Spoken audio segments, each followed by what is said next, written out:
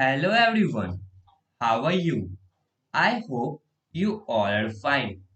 आज हम लोग national institute of open schooling का सेकेंडरी कोर्स का painting book one lesson number one history and appreciation of art from 3000 BC to 600 AD का बचा हुआ पार्ट कवर अप करने वाले हैं। तो चलिए शुरू करते हैं। Hello dear students. Today we are going to study new topic which is Rampurva Bull Capital. So let's start to study this topic. Title Rampurva Bull Capital Medium Polished Sandstone. ये जो स्कल्पचर है वो sandstone से बनाया गया है। ये कब पाया गया था? कब का बना हुआ है? तो Mauryan period 3rd century BC। इसका फाइंडिंग साइट का है तो रामपुरवा में ये पाया गया है। साइज इस स्कल्पचर का है 7 फीट अप्रोक्सीमेट, मतलब कि 7 फीट के लगभग ये है। इसके आर्टिस्ट अननोन है और कलेक्शन इसको कहाँ रखा गया है? Indian museum Kolkata. General description. Emperor Ashoka engraved his edicts and teachings of Lord Buddha on pillars, rock surfaces, and tablets. Ashokan pillars have been found in almost every region of India except extreme southern region. His pillars consisted of three parts: a base, an elongated shaft, and a decorated crown of the pillar, called a capital.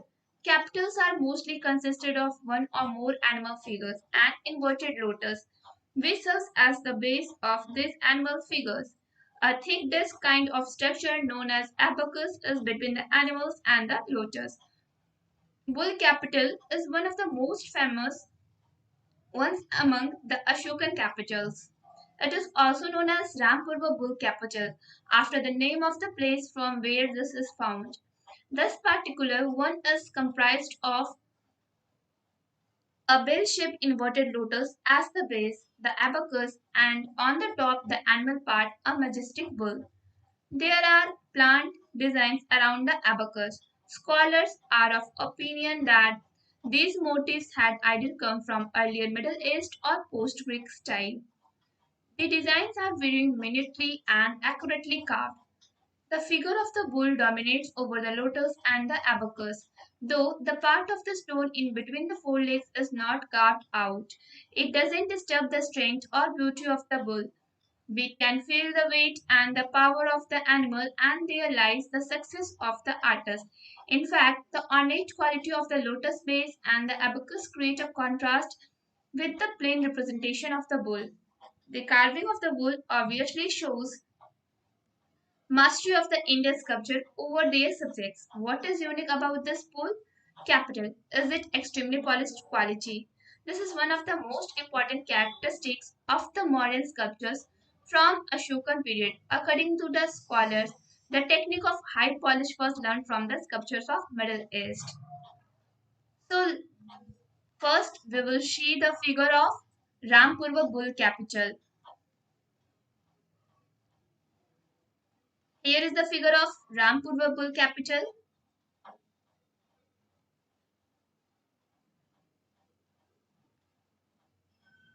Now let's understand what is the general description of Rampur bull capital. जो सम्राट अशोक थे उन्हें paintings का बहुत ज्यादा शौक था। उनके यहाँ बुद्ध के बारे में शिक्षा दिया जाता था और उन्होंने बुद्ध के ऊपर बहुत सारे आर्ट्स को और बनवाए थे अपने यहाँ पिलर्स पे, वॉल्स पे।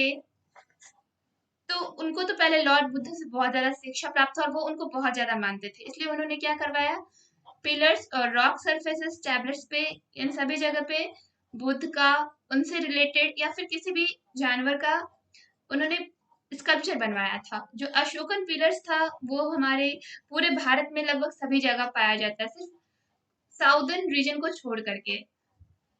उनके पिलर 3 पार्ट्स में डिवाइडेड होते थे। पहला उनका बेस हो गया, फिर सेकंड में उनका इलॉन्गेटेड शाफ्ट और थर्ड में उनका जो डेकोरेटेड क्रॉन था पिलर का वो होता था, जिसे कैपिटल भी कहा जाता था।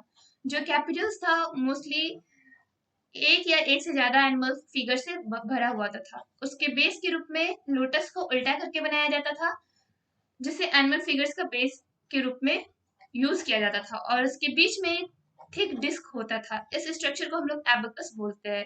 जैसा कि आपने रामपुर बुल कैपिटल के फिगर में देखा कि सबसे नीचे बेस के रूप में उल्टा करके लोटस का फिगर बनाया हुआ है, उसके ऊपर एक डिस्क बनाया हुआ है जिसे एबकस बोलते हैं, उसके ऊपर बुल का फिगर बना हुआ है।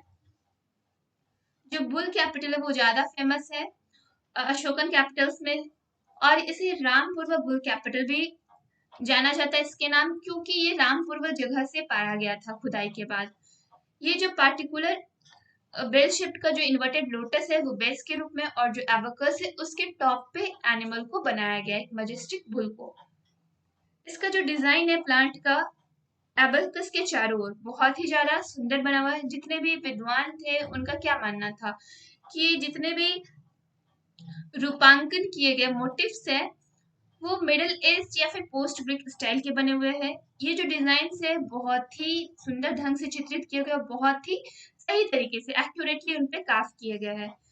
बुल का जो फिगर है वो क्या दिखा रहा है, लोटस और एबकस के ऊपर में डोमिनेट कर रहा है, सबसे ऊपर है।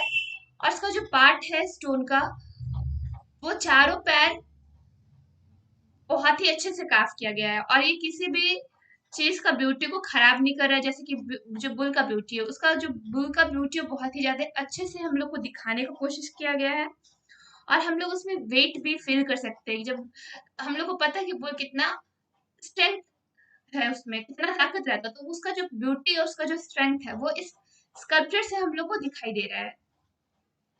और ये जो पावर है एनिमल का, वो एक आर्टिस्ट का सक्सेस दिखा रहा है, वो किस तरह से वो एक अच्छे से आर्ट को उन्होंने बनाया।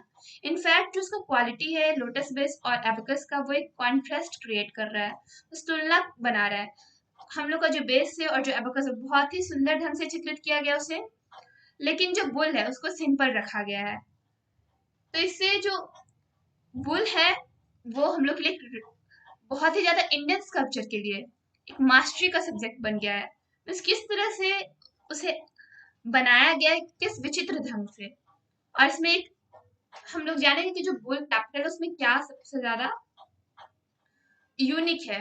तो उसको बहुत ही अच्छे से पॉलिश क्वालिटी से बनाया गया है, और ये एक बहुत ही ज्यादा इंपॉर्टेंट कैरेक्टर है मौर्य स्कल्पचर्स का अशोकन पीरियड के टाइम में। और विद्वानों के अनुसार ये जो टेक्निक है वो बहुत ही ज्यादा हाई पॉलिश है, और इससे जितने भी स्कल्पचर्स है वो मिडिल ईस्ट से बनाए गए, उनसे प्रेरित है। Now we see next topic,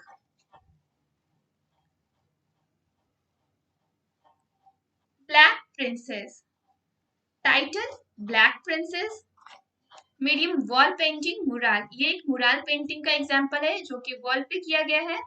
date कब है इसका, गुप्त वटकाट का period 2nd century AD to 6th century AD.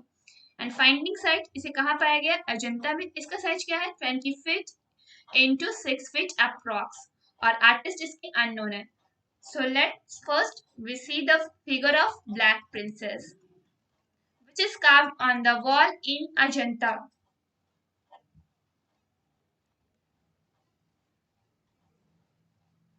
Let's start to study general description about Black Princess.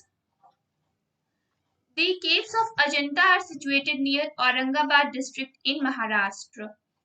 The caves are named after the nearby village Ajanta. The caves, including the unfinished one, are 30 in number. Some of the caves served as the chaityas, worshipping places, and most of them were viharas, monasteries. Ajanta paintings were done in two phases. First, the Hinayana phase, where Lord Buddha is represented in symbols, and the second, the Mahayana phase, where he is shown in human form. Most of the Ajanta paintings were done in the Vakatka period. Ajanta paintings occupy a unique position in the history of Indian painting. Ajanta paintings are not done in fresco. Fresco is a technique where colors are mixed with water-soluble binders and painted on either dry or wet plaster. But Ajanta artists have used traditional technique of tempera.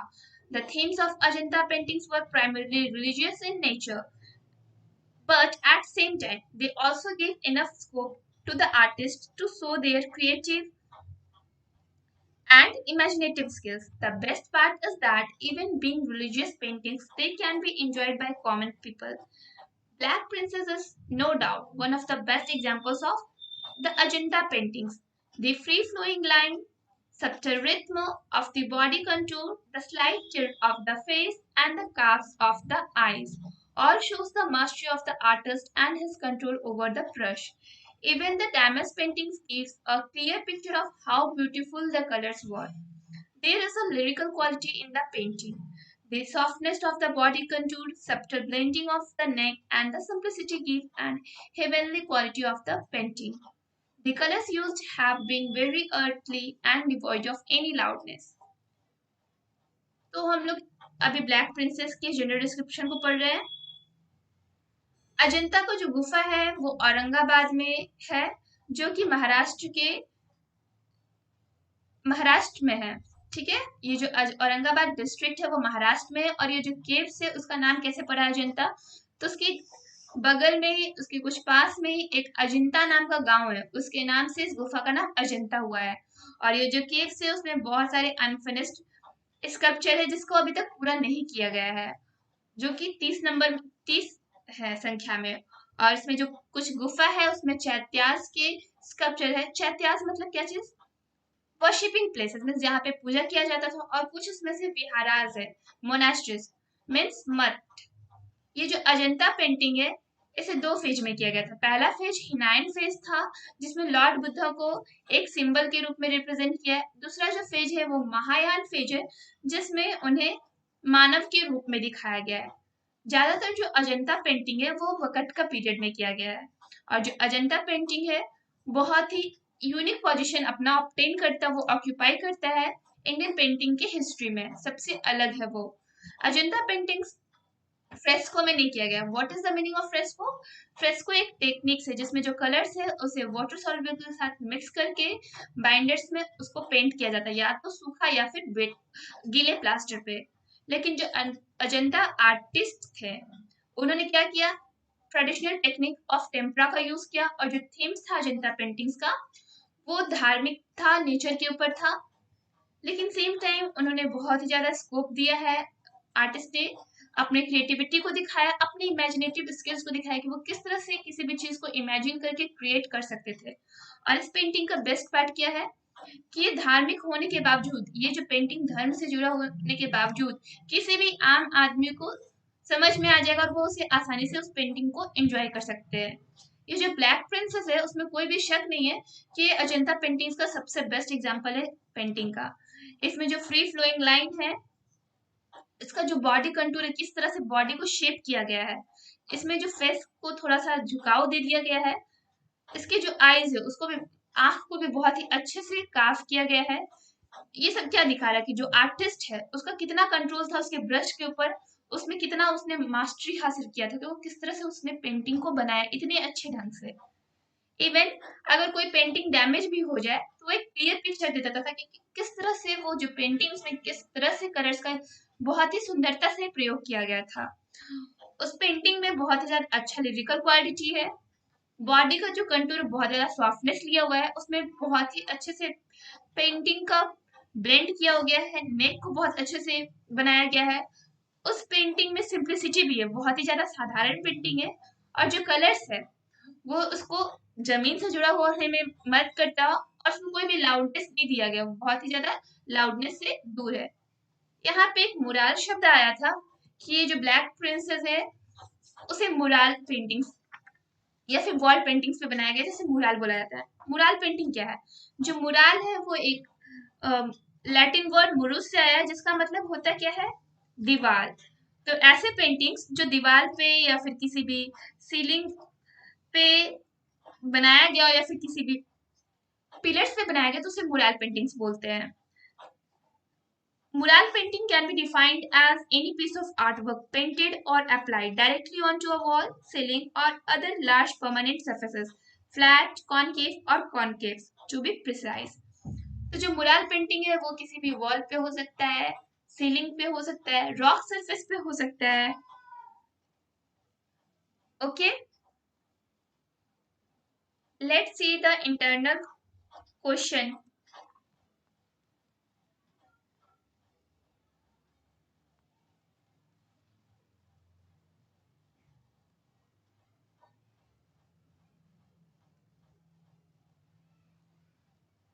Here is the index question 1.2 related to bull capital.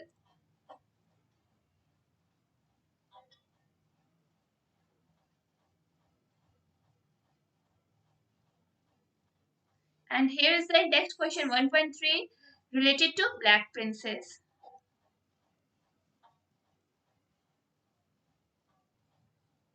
Finally chapter complete हो चुका है। सारे Intex question और terminal exercise बनाने का कोशिश करें। ये रहा टर्मिनल एक्सरसाइज और यहाँ पे सारे इंटेक्स क्वेश्चन और टर्मिनल एक्सरसाइज का आंसर दिया गया है। पहले खुद से बनाने का प्रयास करें, फिर आंसर की हेल्प ले। अगर इस चैप्टर से किसी भी टॉपिक से कोई भी प्रॉब्लम हो तो अपने प्रॉब्लम को कमेंट बॉक्स में हमारे साथ शेयर करें। That's all for today. Thank you everyone.